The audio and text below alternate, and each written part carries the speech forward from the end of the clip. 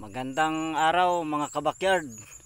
Muli ay nandirito ang iyong kabakyard sa kanyang munting YouTube channel.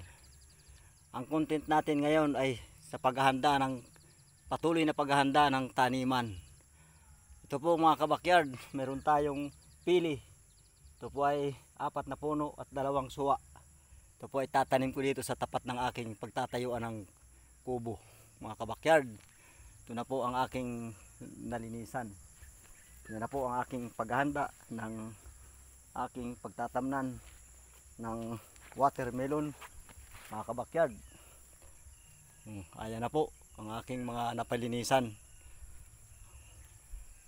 At siya nga po pala mga kabakyard, bago po matapos ang aking video ay huwag po natin kalilimutang i-subscribe ang aking munting YouTube channel. Ayan po mga kabakyard, maluwang na rin po ang aking napalinisan bilang paghahanda ng taniman ko ng watermelon at siling labuyo at sari-sari mga kabakyard ang aking itatanim. Yan po ang aking naging habits ngayon na bilang isang OFW na retired na, ay ito po ang aking pagtutuunan ng pansin ngayon sa pagtatanim. Sana po tularan ninyo po ang aking habit sa pagtatanim. Kaya mga kabakyard, sana po wag nating kalilimutang i-subscribe ang aking YouTube channel. At paki-like na rin po at paki-share. At kung inyo pong nagustuhan ang aking YouTube channel, ang aking pong video, ay huwag po natin kalilimutang i-share.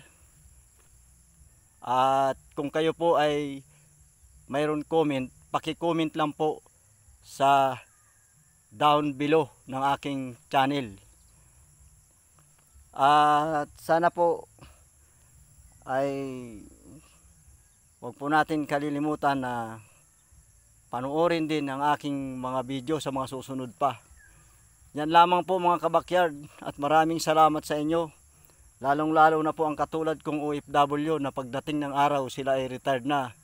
Ito po ay inyong, kung mamarapatin po ninyo, ay kung nagustuhan po ninyo ang aking YouTube channel o kaya ang aking video, ay tularan nyo po.